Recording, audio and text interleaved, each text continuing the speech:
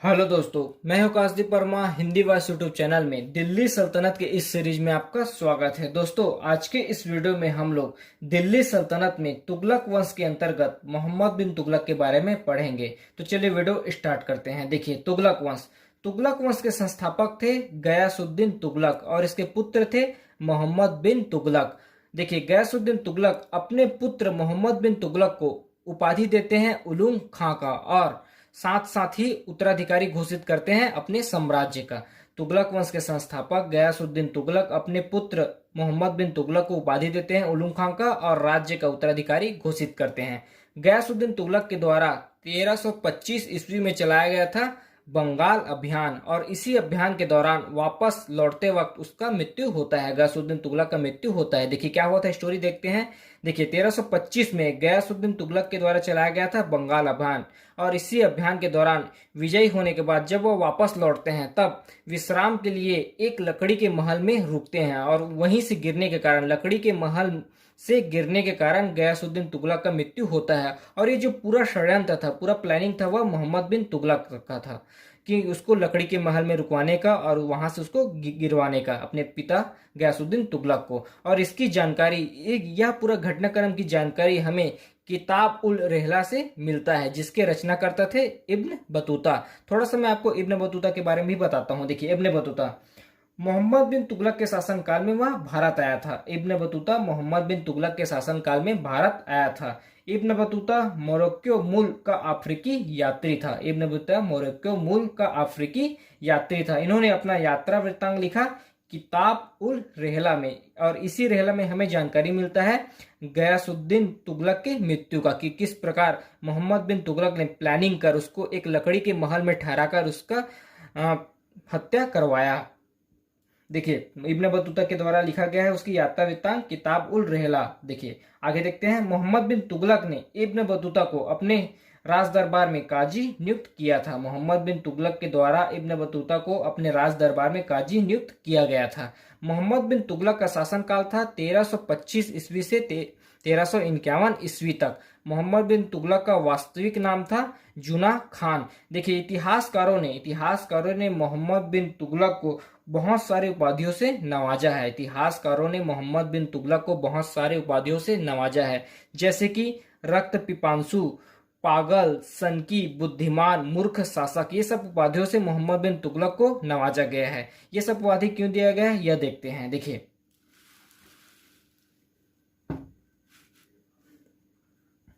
मोहम्मद बिन तुगलक को मूर्ख शासक कहा गया है इतिहासकार जियाउद्दीन बर्नी के द्वारा। देखिए क्यों कहा गया, यह देखते हैं। मोहम्मद बिन तुगलक हिंदुओं के त्योहार में भाग लेते थे। मोहम्मद बिन तुगलक मुख्यतः जैसे कि होली, हिंदुओं के त्योहार में भाग लेते थे और उसकी योजनाओं के कारण उन्हें मूर्ख शासक कहा गया है। देखिए, ज्यादातर जो मुस्लिम इतिहासकार हैं उन्हीं के द्वारा ही मोहम्मद बिन तुगलक को पागल या सनकी शासक कहा गया है, पागल, सनकी या मूर्ख शासक कहा गया है, क्योंकि मोहम्मद बिन तुगलक हिंदुओं के त्योहार में भाग लेता था और उसकी कुछ योजनाओं के कारण भी यह उपाधि उसको दिया गया है। और एक चीज और ध्यान रखिए कि मोहम्मद बिन तुगलक दिल्ली सल्तनत का प्रथम शासक था जो हिंदुओं के त्योहार में भाग लेता था। मोहम्मद बिन तुगलक दिल्ली सल्तनत का प्रथम शासक था जो हिंदुओं के त्योहार में भाग लेता था। मूर्ख शासक की उपाधि मोहम्मद बिन तुगलक को जियाउद्दीन बर्नी के द्वारा दिया गया है। फिर देखते हैं बुद्धिमान शासक। देखिए, बुद्धिमान शासक का उपाधि मोहम्मद बिन तुगलक को डॉक्टर ईश्वरी प्रसाद के अनुसार दिया गया है, जो कि एक इतिहासकार हैं। देखिए,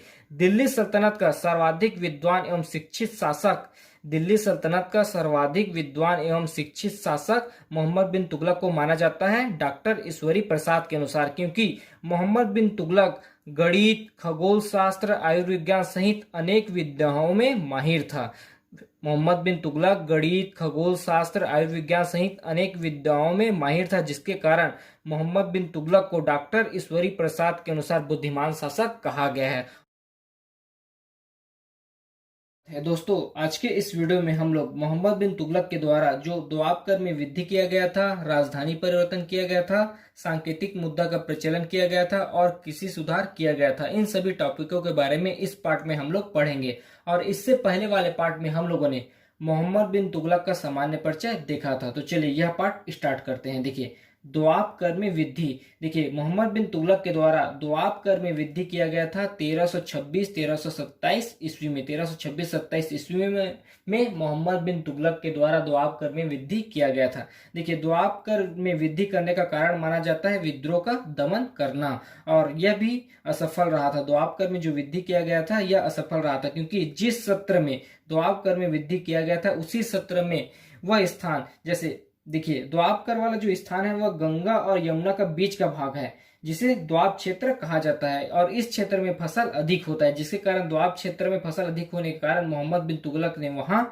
कर में वृद्धि किया था। और उसी सत्र में, जिस सत्र में दोआब में वृद्धि किया गया था, उसी सत्र में ही उस क्षेत्र में पड़ जाता है अकाल, जिसके कारण मोहम्मद बिन तुगलक को वहां का कर माफ करना पड़ता है, और जिसके कारण यह घटना भी असफल रहता है। उसके बाद देखते हैं राजधानी परिवर्तन। देखिए राजधानी परिवर्तन, मोहम्मद बिन तुगलक ने राजधानी स्थानांतरित किया था दिल्ली से देवगिरी। मोहम्मद बिन तुगलक के द्वारा राजधानी दिल्ली से देवगिरी को बनाया गया था, और देवगिरी का नाम परिवर्तन किया गया था दौलताबाद। मोहम्मद बिन तुगलक ने 1327 ईस्वी में राजधानी दिल्ली को स्थापित करके देवगिरी को बनाया, और देवगिरी का नाम परिवर्तन करके रखा दौलताबाद। देखिए दिल्ली राजधानी स्थापित करने का कारण देखते हैं, आखिर दिल्ली को स्थापित करके राजधानी देवगिरी को क्यों बनाया गया। देखिए इसमें पहला कारण माना जाता है कि मंगोल आक्रमण से बचने के लिए मोहम्मद बिन तुगलक ने राजधानी परिवर्तन किया, और इतिहासकार बर्नी के अनुसार यह माना जाता है कि सत्ता का संचालन करने के लिए, सत्ता का सुचारू रूप से संचालन करने के लिए उन्होंने राजधानी परिवर्तन किया, क्योंकि देवगिरी सत्ता के केंद्र में पड़ता था, और केंद्र से सत्ता का संचालन सुचारू रूप से किया जा सकता था। और इतिहासकार इमामी के अनुसार दिल्ली की जनता को दंडित करने के लिए मोहम्मद बिन तुगलक ने राजधानी परिवर्तन किया था। उसके बाद देखते हैं सांकेतिक मुद्रा का प्रचलन। सांकेतिक मुद्रा का प्रचलन देखिए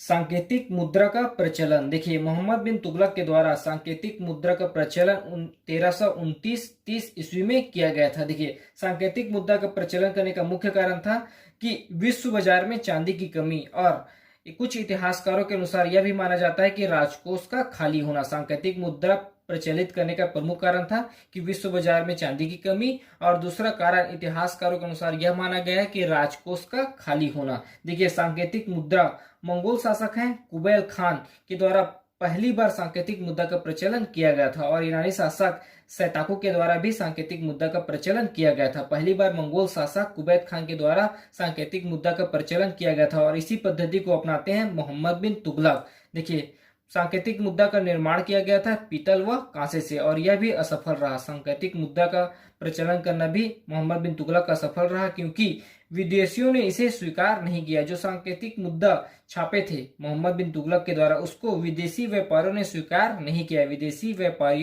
नहीं किया, और नकली मुद्रा भी अधिक हो गई। बहुत सारे लोगों ने तो घर में ही मुद्रा छापना स्टार्ट कर दिया था, तो नकली मुद्रा भी बहुत हो गए, और विदेशी व्यापारियों ने भी इस मुद्रा को स्वीकार नहीं किया, जिसके कारण सांकेतिक मुद्रा का प्रचलन भी मोहम्मद बिन तुगलक के द्वारा असफल रहा। उसके बाद देखते हैं कृषि सुधार। देखिए मोहम्मद बिन तुगलक के द्वारा कृषि विभाग का गठन किया गया था, जिसको कहा जाता था दीवान ये अमीर कोही। देखिए मोहम्मद बिन तुगलक के द्वारा बंजर भूमि को उपजाऊ बनाने के लिए प्रयास किया गया था। मोहम्मद बिन तुगलक के द्वारा बंजर भूमि को उपजाऊ भूमि बनाने के लिए प्रयास किया गया था, और यह प्रयास भी असफल रहा था, क्योंकि कर्मचारियों ने सहयोग नहीं दिया था। बंजर भूमि को उपजाऊ भूमि बनाने के लिए कर्मचारियों ने सहयोग नहीं दिया था, जिसके कारण उसका कृषि सुधार कार्यक्रम भी असफल रहा था। तो इस पार्ट में हम लोगों ने मोहम्मद बिन तुगलक का दोआब कर में वृद्धि, राजधानी परिवर्तन, सांकेतिक मुद्रा का प्रचलन और कृषि सुधार के बारे में पढ़ा